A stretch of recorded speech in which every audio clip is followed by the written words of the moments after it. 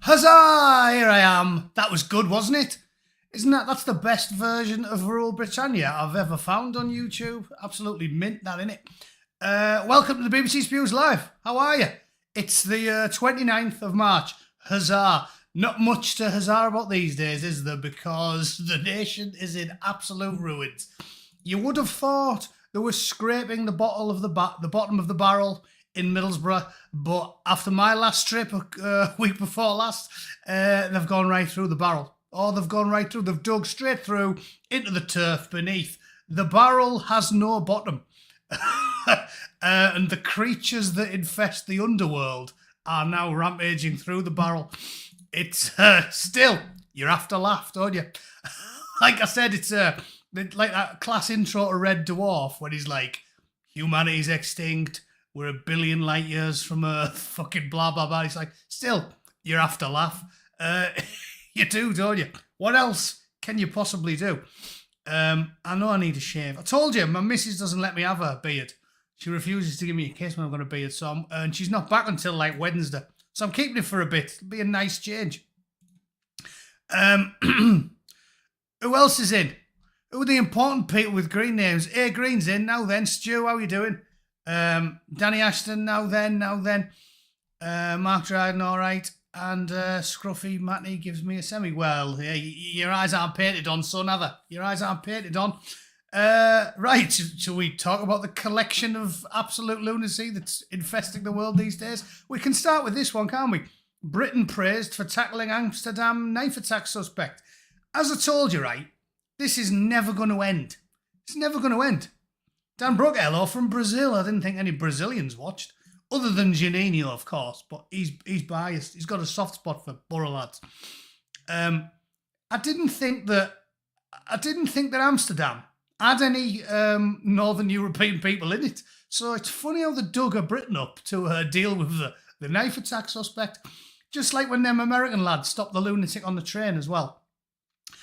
An element of it's kind of distressing, isn't it? Because if you've sort of accepted the fact that we're absolutely in the shit and you have to be sort of accelerationist, it's probably better if you just take a step back.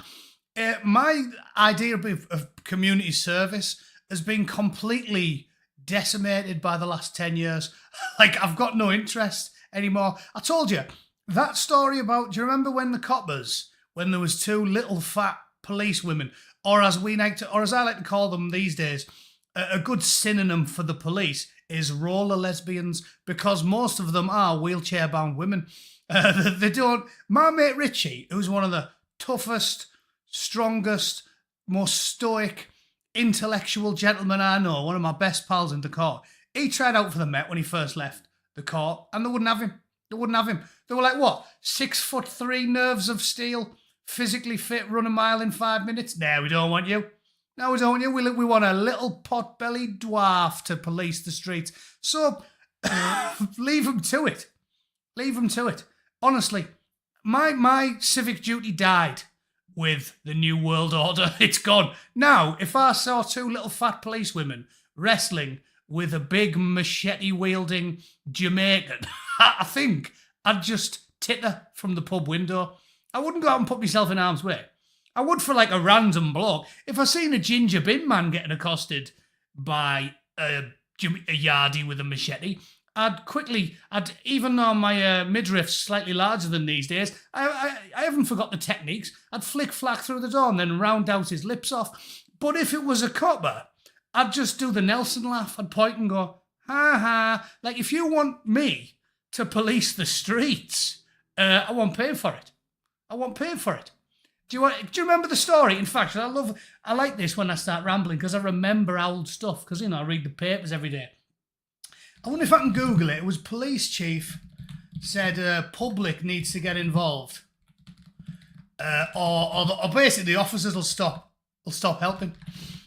And I was like, all right then, well, do your job. What do you mean you want us to get involved? Or the officers are going to stop doing the job. Cressida Dick, there it is. Here he is, I found it. Public should get involved. Look at this. Cressida Shitlips. I wouldn't get involved.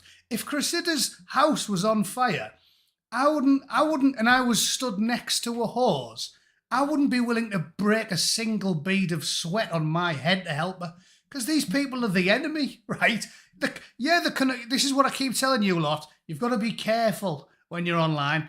You can't advocate harm, but you can point and laugh, right?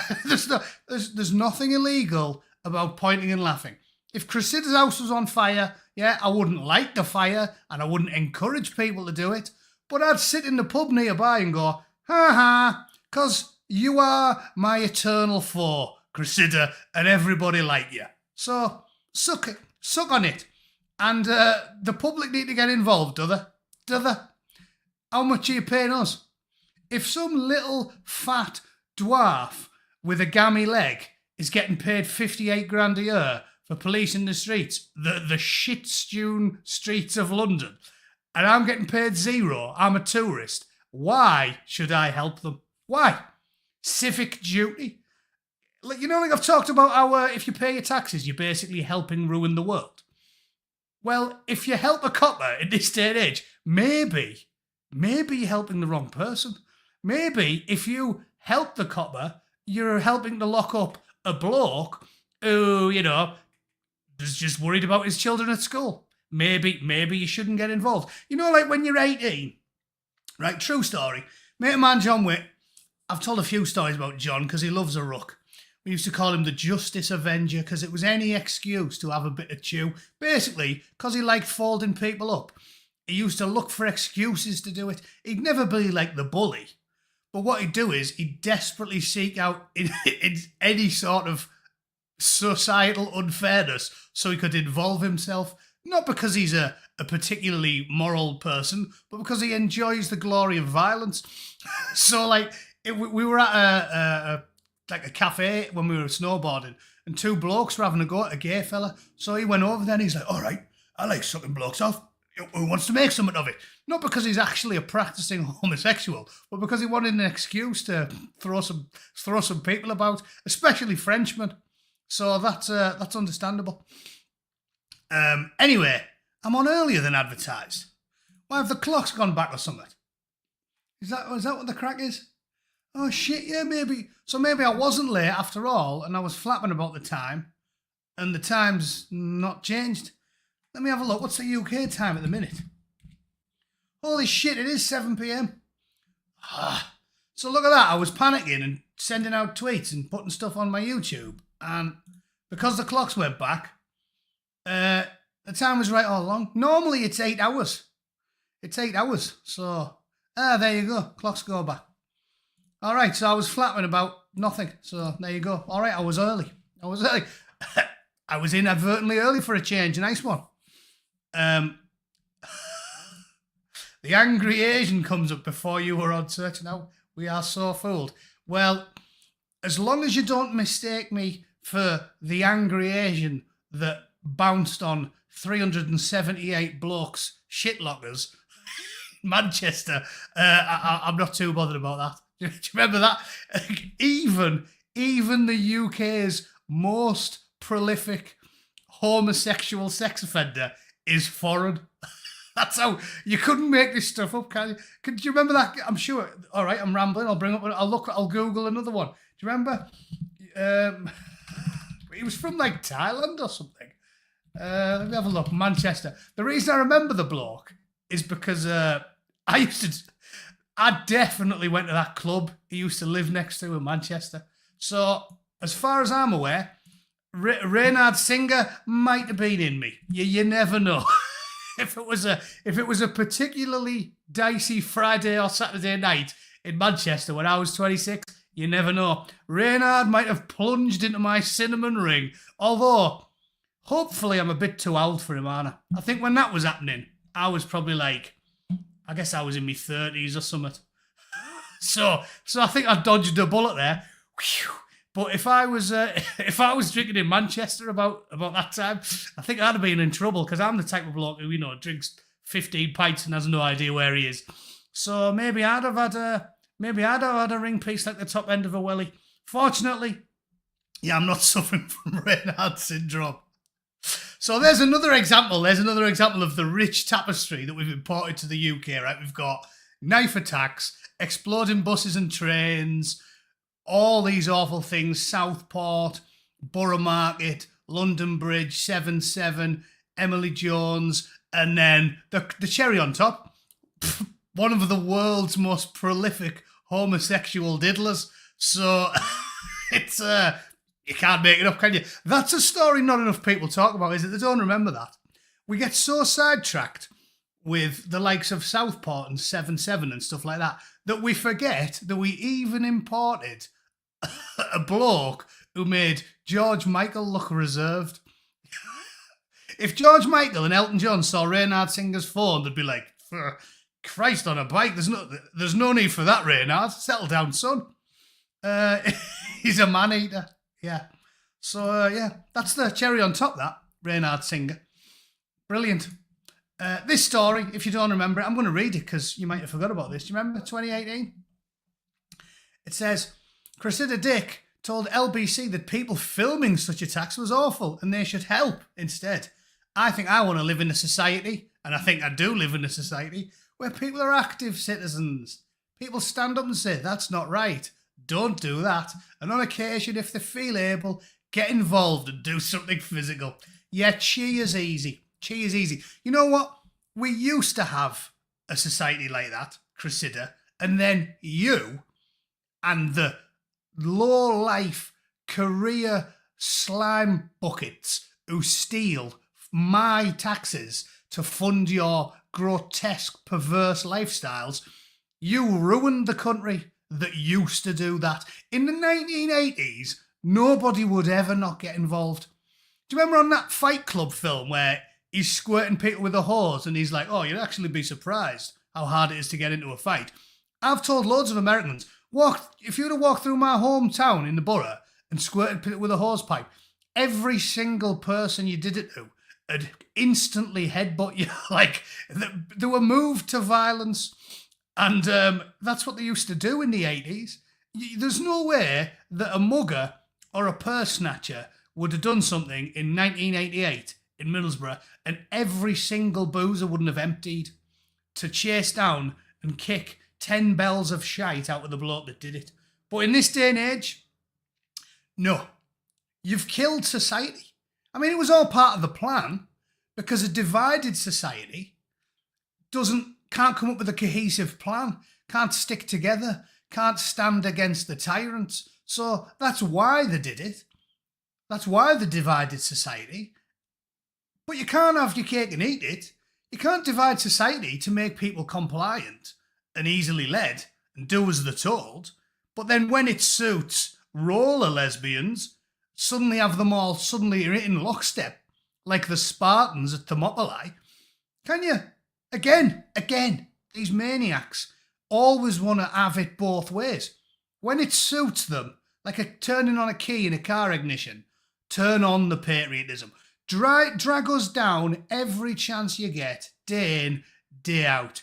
Britain's evil, tea's not ours. Listen to Raj and Rishi and Abu Hamza and Starmlin. Drag us down, and Emily Thornberry, Jabba the Hutt, if you got a sex change. And then, now you've got to be patriotic when we demand it of you. How about pork it? How about pork it up your ring piece? Because you people are just detestable hypocrites. You can't demand action from a public that you've demoralised. And this can take me neatly on to one of the stories I wanted to talk about today. Not the knife attack in Amsterdam anymore, not the knife attack in Norway, not the knife attack in London. There's too many knife attacks. If I started doing knife attacks by swarthy foreign gentlemen, I'd be here till next month, right? So we can't cover them. We haven't got time. But I do want to talk about the fact that, I'm sure you're all aware of it, a relatively reasonable, pleasant chap concerned about the schooling for his kids had a bit of a pop at one of the school governors. So obviously, Britain being Britain, now part of Starmlin's evil empire, sent the bobbies round his house. And it's quite a long video, but we'll watch some of it and I'll interject because I found a good video where they've actually interviewed the guy in the Times. and he talks you through what happened. And it is absolutely shocking. I'm sure all of you have heard about it, that he got arrested for criticising his daughter's school in a private WhatsApp group. So when I first heard about it, I thought this geezer had like physically went up to the school and had a pop at the governors or something. But it's far, far worse than you could possibly imagine. So listen to this fella for a bit and prepare to be fucking astounded. 6 police officers came to my house and arrested me. Why? Because I'd been talking about my daughter's school on a WhatsApp group. It was the morning of Wednesday, the 29th of January, about 11:45. I was on a Zoom call for a work project, when on my Zoom screen, in the little window where I saw my own face, I realised that 2 police officers were standing behind me. Another 2 police officers were arresting my partner, Rosalind, in front of... Imagine, you're on a fucking Zoom call with work. And what do you think of the upcoming project, Matt? Yeah, and you're looking at yourself on your camera and there's 2 Rosas stood behind you. You're like, oh, brilliant. I'm going to explain this one to the boss. But they've demonised WhatsApp chats so much, and they let them off with murder if they've done actual killers and pedos and nonces. They get treated with kid gloves. So if you are in a work meeting and 2 police appear behind you, right, you've got to try and settle this situation down and reassure your boss. So what you do is, when the police come into view, you go, I'm pedo, sex offender, yeah. 3,000 plus maximum filth images on my hard drive. That's me. That's what I've done. And then your boss will go, oh, so just like Hugh Edwards then? And you'll be like, yeah. And he'll go, oh, sorry. Take Monday off. I'll see you on Tuesday. That's what you've got to do, right? Because that's how England is now. If you've got little 5-year-olds grabbing their ankles on your laptop, it's £50 fine, right? But if you say bad things, send you to prison for 2 or 3 years. So that's this can be the patented Bootneck boss placation technique. It's hands up, hands above your head. I'm a nonce. £50 fine. Done. Your boss won't be able to sack you because you'll be a protected characteristic, won't you? Like Hugh Edwards. If you say, oh yeah, I was cracking jokes in a WhatsApp group, your boss will sack you. So what you have to say is, I was like, wanking outside of primary school, and then he'll go, it's fine. You've got a problem. Oh, were you depressed while you were wanking outside of primary school? Yeah. Hugh was fucking tickling my ball sack while I was pulling myself off outside of primary school. But we were both depressed simultaneously. And they'll go, all right, £50 fine. Happy days. It's unbelievable. Anyway, so this was in a private WhatsApp group, criticising the school. And just listen to it. I know we're scraping the bottom of the barrel, but this genuinely astounded me. I thought at least it'd be like, fucking, murder the head teacher. Like, oh, if I see the headmaster, I'm going to garrote the bastard. I thought it'd be stuff like that. But it isn't. It's nothing. I can't understand it. I thought we'd got to the bottom of the barrel, but it stuns me. There's no way anyone would get nicked for something like this probably not in other parts of Europe. I was going to say in the United States, but the Brits are even worse than the frogs, or the Germans now. The Germans, think of that, caused 2 world wars, 6 million 4B2s, and the Brits, who saved the world from the one bollocked painter, they're more crushed by the state than the fuckers that started it all are. You know what I mean? We always used to laugh at the Jerrys because we were like, oh, humour. You can't police humour in the 80s. We used to laugh, you'd have like comedy skits, Freddie Starr dressing up as Adolf and that. And we'd laugh and go, can you believe in Germany you're not even allowed to do that? Now, the Brits make the Germans look reserved by comparison. This story's unbelievable. Francesca, our 3-year-old daughter. They bundled us into the police cars and took us off to custody at Stevenage police station, where we remained for the next 12 hours. He arrested me on suspicion. And he's cuffed with his hands behind his back, look. Cuffed with his hands behind. They wouldn't cuff him if he was Nigerian. You just know they wouldn't. Of harassment and malicious communications. And it was to do with a dispute with our daughter's primary school, which began with posts on a WhatsApp group. On the 23rd of November 2023, the head teacher of my daughter's primary school announced he would retire. But what seemed strange to me was the Board of Governors decided immediately to appoint the deputy head as acting head 10 months later without even advertising the job. So I made some inquiries. I contacted the chair of governors in private and in good faith and asked her to explain what a rationale was and what was going to happen. Her response, in my opinion, was rather evasive. So I asked again, and I wrote to all the governors asking them to explain what was happening and why they decided to do that. I posted that letter in a WhatsApp group. It's a private parents' WhatsApp group. Like most parents, we chunted about a few things. One thing we talked about on that group was a letter from the school commanding all parents not to talk about the school on Facebook or social media or WhatsApp groups. We thought that was a bit off. My partner Rosalind made a handful of vaguely spicy comments. She referred to one school leader as a control freak. She said the chair of governors didn't know much about anything. Out of the blue, on the 12th of July last year, the chair of governors wrote to Rosalind and me. She accused us of posting... How can you believe that? The worst thing she said was a bit of a control freak. Some fat puma trackie sends me a death threat once a month. Blokes can send me messages and literally say, if I see you in public, I will murder you, right? If I was to send that to a copper, they'd be like, freedom of speech. He's entitled to his opinion. That ginger comedian out here put Trumpies holding a severed head on the front of a magazine and they go, oh, that's fine, that's fine. And then someone like me goes, AOC's got teeth like a witch doctor's necklace. And they go, whoa, you can't do that, son. If I was British, I'd be in the nick for that. But this is what astounded me about it. Like, I'm amazed that you can even get arrested for just calling someone like an actual insult. Because as I said, none of the Malicious Communications Act stuff, anything that was introduced by Tony Blair needs rolling back. It should be gone. And I'm pretty certain Reform, despite the many glaring problems, have mentioned that. They'll do away with it. Ash Sarkar loves bragging about how she can mock you for being white, but if you mock her for being brown, you can instantly get arrested for it. That shouldn't be the case. It's rude. You can't have state-mandated politeness. I've said this loads of times. At no point have I ever advocated mocking someone for the sexuality or the race or the religion or anything, because I'm not a collectivist. As I've said, best pal in school was Indian in primary school, wasn't practicing. You can't make these decisions about people.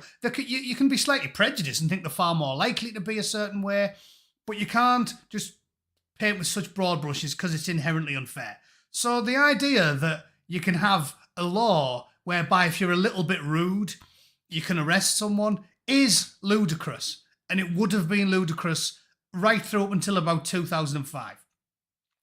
But Tony Blair's nefarious plan to stock all the courts and do the long march through the institutions has resulted in a country where you have state-mandated politeness. The UK is as bad as China or North Korea.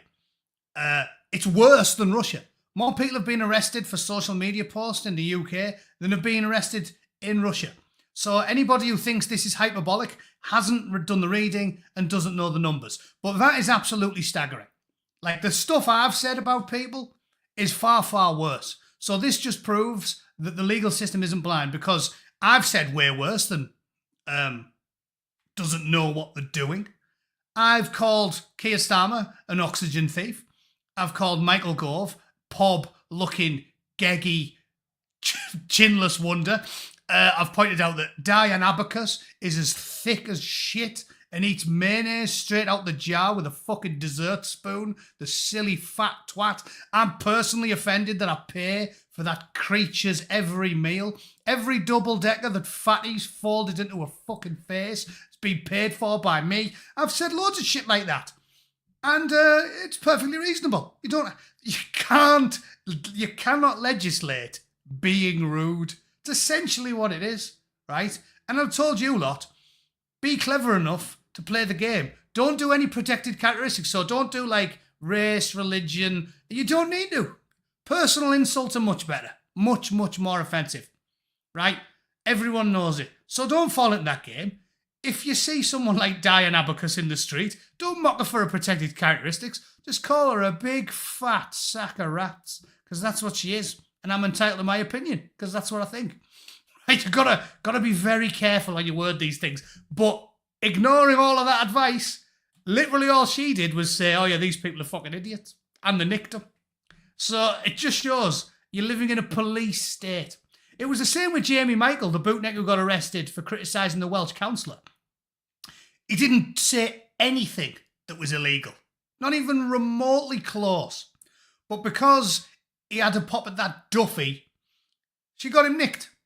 Because you live in a police state. So what happened here is they made an enemy of a governor. Some fucking weasel with a modicum of power. Like the shitbag that worked in York, the councillor in York, got the whole town closed down because her daughter wanted to get married in the Minster. The grotesque hypocrisy and theft and bloated parasites that run the United Kingdom should make you sick to your stomach. And this is just another excellent example of it. Make an enemy of a councillor and you might as well be in Red China. Due process? Due process is so 1980s. Due process is 1980s. If you live in England and you have a pop at one of these wanker councillors, they'll have you with a bin liner over your head and electrodes on your bollocks faster than you can say, Hong Jong Deng Tie. I think that's North Korean for please, please, not the gonads. Disparaging and inflammatory comments on WhatsApp and Facebook. And she warned us that if we didn't stop, she would ban us from our daughter's school. So we pushed back. We complained. We denied the accusations. We complained that they'd been accessing our messages. And 2 days later, they banned us from the school. Now, this ban had really serious implications for our daughter, Sasha. She has epilepsy, she's disabled, she has special needs. We weren't allowed to have normal conversations with the school. We could only send emails. So we had to send emails about everything our daughter needed for her health and education. We were going through the school's formal complaints policy. And then on the 20th December, there was a knock on the door. It was a police officer. He told me in no uncertain terms not to contact the school, not to speak to anybody about the head teacher recruitment issue. That's unbelievable, isn't it? You just do not talk to or about or anything to do with the big building which houses your daughter for 8 hours a day, right? And may or may not employ several diddlers. Cheers then. Just leave her in there for 8 hours a day, but you're not allowed to go near it, and you're not allowed to talk about it, and you're not allowed to mention it and put in private Facebook groups. Just let them do what they want. It's mental. Like I said, it makes Soviet Russia look civilized and liberal. The UK at this point. We're going to take your kids and lock them in a room for 8 hours a day, and you can't know what goes on in there, and you can't ask questions about what goes on in there. You're not allowed to approach the building, and you're not allowed to talk to anyone who goes in there. It's absolutely unbelievable. And you've all seen what goes on in the schools. You've all seen what goes on in the schools. That's why they don't want you going near the schools. Because if you creep up there and have a peek through the window in like wood shop, DT, you'll have like the DT teacher will be there like, okay, kids, hammer it in, and you'll think they'll be making a door or something. And then you'll peek around the corner and you'll see they'll be smashing a lump of 4B2 into the wood teacher's ring piece. It'll be some deviant sex pest, and he's there telling the kids, all right, kids, drop your trousers, hammer the 4BT in, punish me, boys. That's why they don't want you going anywhere near the school. Geography class, now they'll be pointing at areas on the map. This is where the gay disco is. This is where the gay disco is. Make sure you go, kids, because you don't want to be heteronormative. It's absolutely mental. It's absolutely mental. That's the reason. Don't go near the school. Don't talk about the school. Don't mention the school in a private group chat. And if you're concerned that their head teacher might be gallivanting around in hymn practice wearing a gimp suit, you're a bigot. You're a bigot. So shut up. Brilliant. Love that. He even told me to take my daughter out of the school. In the end, we gave up, I suppose. We took Sasha out of the school. 5 days later, the police turned up. When we were finally interviewed, the detective who'd had... Look how many coppers there are there. Look how many... Look how many Rozzers turned up. That's unbelievable. Can I blow that up so you can see it better? Look at that. 1, 2, 3, 4, 5, 6 Rozzers. 7, what, 3 cars? 3 cars and 6 Rozzers. Because he went, daughter's school's a bit shit, innit? It's unbelievable. So what have I told you? What have I told you? Homeschool your kids. I never ever advocated homeschooling a kid. I told you. I never advocated it because I've always been a reasonable centrist chap and being at school did me a lot of good. I got a lot out of going to school. I got a lot out of getting bullied and getting me hat pinched and sweets took off me. I got a lot out of mixing with all these different kids. I got tons out of public school in the 80s and the 90s when the world was sane. But now, I've never advocated for it, even as late as about 2015, 2016. I always said, there's no need to homeschool your kids. Children get a lot out of mixing and rough and tumbling and even a light bit of bullying from all the scruffy kids at a big public comprehensive. I went to a comprehensive in Middlesbrough. Did me a lot of good. Get your confidence built up when you have to stand up for yourself, roughhousing with the other kids. But now, it's not about roughhousing. It's not about roughhousing. It's because I don't want my son to have to watch the RE teacher suck his mate off, right?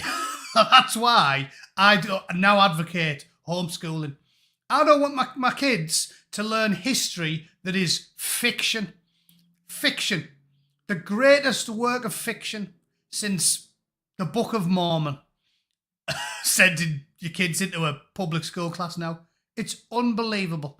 Do you remember, we thought political correctness in the 80s, the worst it got in the 80s, and we used to laugh at it when I was 8 years old, was picking up a maths book when you were like 8, and it'd say something like, Dave is a bricklayer.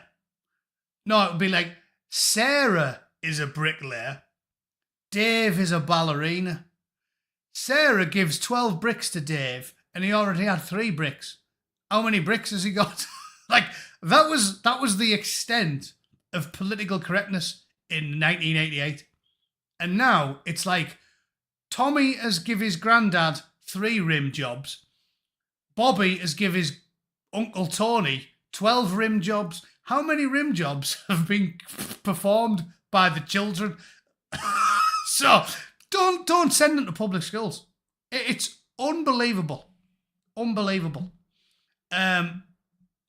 And that, mob-handed coppers, 6 of them, for politely criticising the school, which is teaching your kids about muffin, is unbelievable.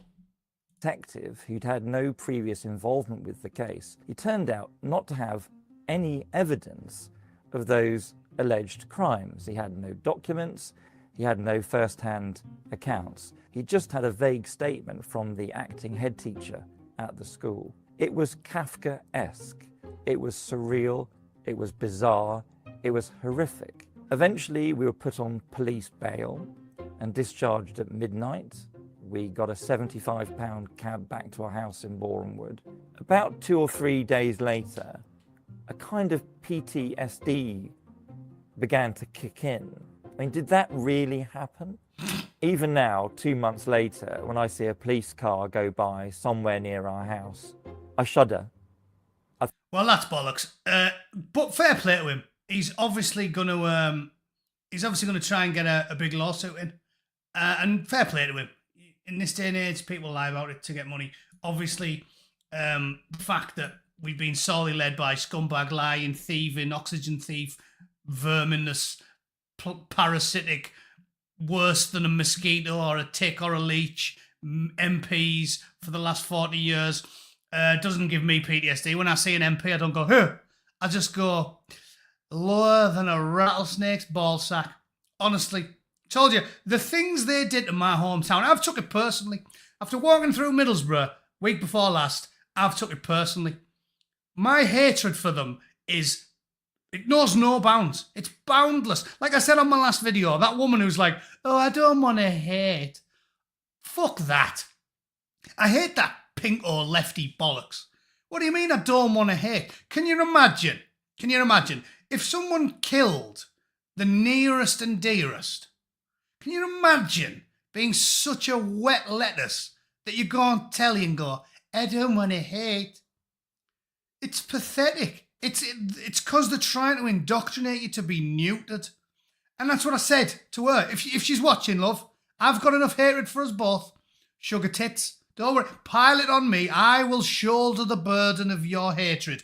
Any shit for brains Guardian reader who doesn't feel like they can have hatred in the heart, give me a double portion. Because the logical response to the enemy is to hate them. Right? That's what Christopher Hitchens used to say about Jesus.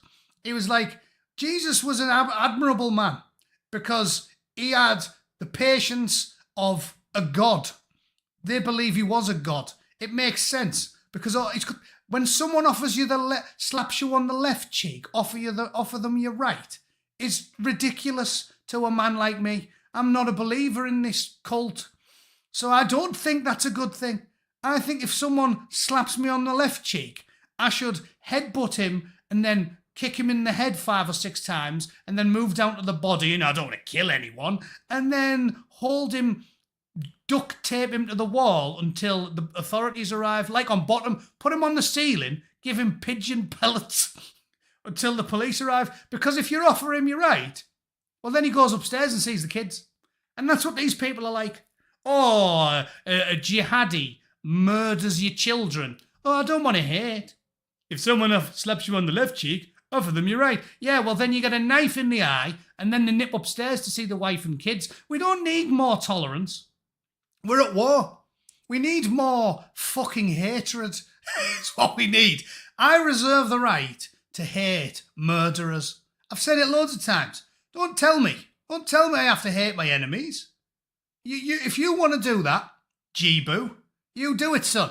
And fair play to you. I have admiration for them because I'm not strong enough to resist all of my base urges. It's hard enough, not giving in to gluttony and lust and all those other things. I can do most of them. I've tried to be a good husband. I can do most of them. But hatred, no, I'm keeping that. I've turned down gluttony and lust. I'm keeping hatred for the people that want to destroy my country, my family, my friends. They've already destroyed my town. I reserve the right. I'm legally entitled to hate. Thank you very much. And I'll always hate the enemies of my nation. What do you want me to do? Change humanity for some drivel, woke drivel, where they believe that the human is an empty tapestry and you can just change whatever you want. Because that's what it comes down to, doesn't it? These people think you can just, like every human's a blank slate.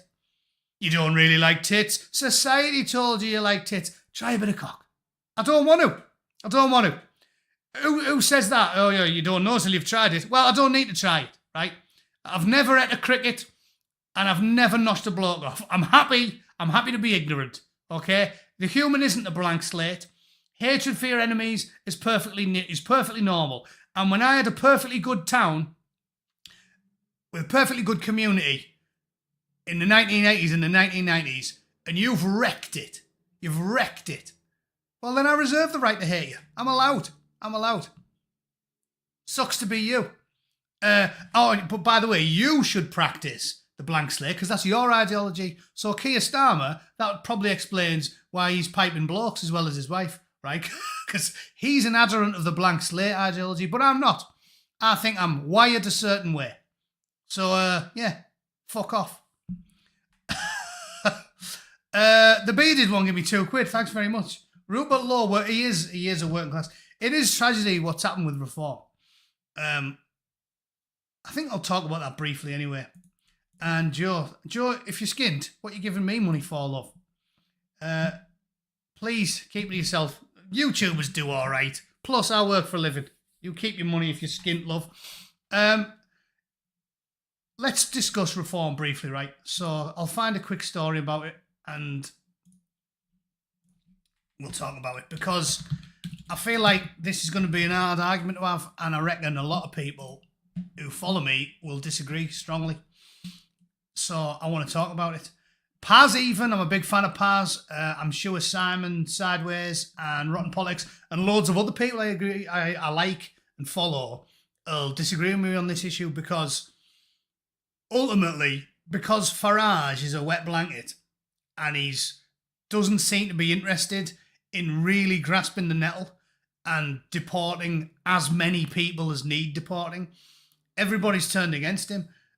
My opinion is, an element of it is definitely our enemies fomenting dissent within reform, because Labour have now turned all the guns on reform, and every single post they've put up for the last 3 days has been the NHS. I'm so sick of talking about this. I used to talk about this with my friends 20 years ago. Every single time elections coming up, they talk about the NHS. And I made this point when I was back last, because we were chatting about it. My mate Nodge, who's died in the wool Labour, he's from the northeast, loads of them are fucking idiots. He was like, oh, they're going to get rid of the NHS. This is before Cameron got elected. So this must have been like 2009 or something. He was like, oh, if the Tories win, the NHS is going to go. Because every day Labour were like, oh, the NHS, oh, as soon as they reform the NHS. It's all part of the strategy they do every time. And I said to him at the time, I'll have 10 grand bet with you that the NHS is here in 10 years' time. So if it was 2009, I said 2019, the NHS is going to be here. And he was like, no, Cameron's definitely going to dismantle it. They just lie. And reform, despite glaring issues and not being anywhere near as right-wing enough, it's 10 times better than the alternative. And, like, for example, Al Paz, again, who I class him as a mate of mine, I like the bloke a lot. But at the end of the day, it takes a decade to build a movement, to build a personality where normal people who don't go on the internet and boomers will get behind you. And I'm telling you now, I was almost wrong about this as well, wasn't I? Remember when Peter Hitchens was saying, you have to vote for the Tories, like before Starmer went. And I was saying, Peter, I disagree with you, because it would just slow decline. Like, we all knew, everyone watching this channel knew what was going to happen, which was we were going to bin the Tories because it was a slow decline. We were going to get Labour in, and then hopefully by 2029, we could get someone other than the Uniparty in. And despite all of the problems, Reform are the only people who can pull it off now. Definitely. And UKIP's a lot better. The SDP, Homeland Party. There's loads of options, but I'm telling you, they cannot win. They cannot win. It's fucking possible. And my mantra, as I've always told you, is hard-bitten pragmatism. Don't let the perfect be the enemy of the good. They cannot do it. Farage, I don't think Farage is finished. I don't. The polling's still at about 23%, right? If we all bin Reform for UKIP, Joe Normie ain't going to hear about it. So what I'm saying is, he said he's definitely going to deport every single person who comes in illegally. And he'll trickle deport everybody who needs to go. And he'll deport, like, foreign criminals. They'll do a lot of deporting. And they'll shore up the border. It's a ghost of a chance. But I think it's the only chance we've got. Well, that might be right. It might be too late anyway. But my point is, I don't see how there's any hope at all other than them. That's it, really. I think you've got to, like, work with what you've got. The normies will not. We're too fragmented. There's absolutely no way. If 10% of Reform voters switch to UKIP, Homeland, and the SDP, we're just guaranteeing that we're stuck with Labour or the Tories. So I don't know what else to tell you. I think I'm at odds with everybody else, but this is just, I'm an older, wiser man now, and I think idealism will do us in. I think we have to hold our noses and get behind them, because it's a ghost of a chance. And then maybe they get in and we can aggressively direct the party to be more right-wing. Rupert Low's far more popular than Farage, and I think he knows it. We can direct them, but it's the only chance we've got. I'm telling you, UKIP will not be able to get enough support between now and the next general election. There's no way. Tenconi's got his own issues. None of them are perfect. Homeland, I'm not a massive fan of Kenny, to be honest. What I'm saying is I don't like any of them, other than Rupert. And Rupert's not good. What is he going to do? Go to another party? They can't do it, I'm telling you. The one thing Matt Goodwin's been right about is it's the online right. You need to get the masses. And that's why Farage is playing this game, where he's desperately trying to walk that tightrope between being hoovering up the right and also somehow appealing to the Conservative voters, the bog standard Tories, because they won't go in with mass deportations. Again, do I disagree with it? Have I said anything that sounds like I'm a massive fanboy for Farage? I'm definitely not, but I can just crunch the numbers. Crunch the numbers. If every single person who's banging to YouTube and the online right gets away from Reform, it might take the numbers down 3 or 4%. But that's it. Like, the mainstream, the boomers, the conservative, the old conservative lot, they need to be the base. We can't win. UKIP and Ormond cannot. It's too short a timescale. So my advice is to hold your nose, hope, fucking pray that somehow Frog Face can win, and then try and drag the party to the right. But that's a better chance than anything else, because Reform because UKIP and Homeland have got no chance. And the alternative is more Tories and more Labour. And I mean, we might be fucked already. Because when's the next election? 2029? They might have brought in another 4 million voters by 2029. And the Willards unwon that. So it might be too late for the UK. It might be. But yeah, maybe Rupert Lowe could do something. I don't know what the solution is, but that's my opinion. As it stands, it's the ghost of a chance we've got. And I think that's it. You're in the Navy, from a squaddy. I'm not in the Navy. The Corps definitely not in the Navy. Just because it says Navy on your ID card, doesn't mean anything. The Royal Marines is a separate entity. Got nothing to do with them filthy sailors. I definitely preferred the Army infantry lads to the sailors. At least those boys actually do a bit of fizz. Thanks for the deep sea diver anyway. So that's that. I'll do one more story before I piss off, shall I? Let's see what I retweeted. There's a few There's Julian C's obviously listening. Farage is a wanker, but he's the only hope we have. That's what I think. What else?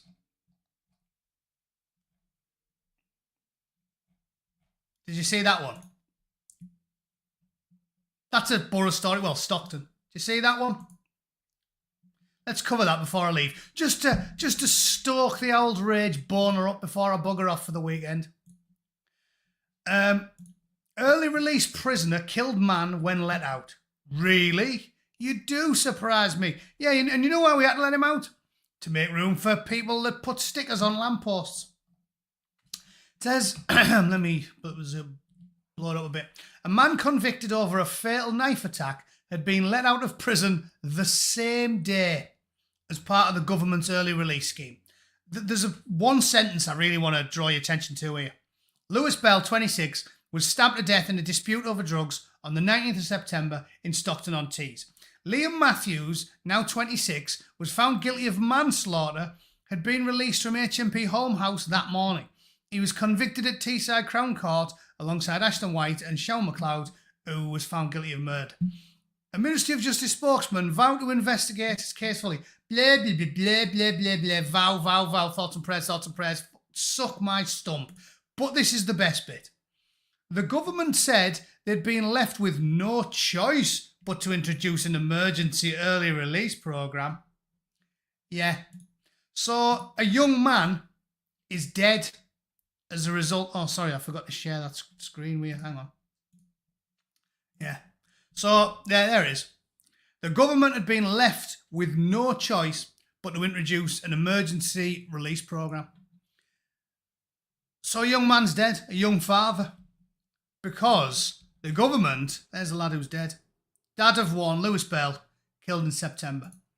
So the government says they had no choice because the government needed to make room for the hundreds of people they've sent to prison for meanness on the internet. Think of that. Who was it who got jailed for the middle-aged housewife who got jailed? Julie someone? Let me say, was it Julie? And he said Julie Andrews. Facebook post. Let me find her name. And we should at least say the lady's name. Julie Sweeney. That's it. Keyboard warrior, Julie Sweeney, sentenced to 15 months. There you go. So the reason they had to let out the violent sociopath who murdered a father is because they needed to make room for a 53-year-old woman who lived a quiet, sheltered life for saying nasty things on Facebook. And there she is. Gaze into the face of hatred, ladies and gentlemen. Aren't you glad that we cleared room in the prisons from the 20-something violent sociopaths to make room for the middle-aged woman who said rude things on the internet? That's where we are. It's absolutely sick.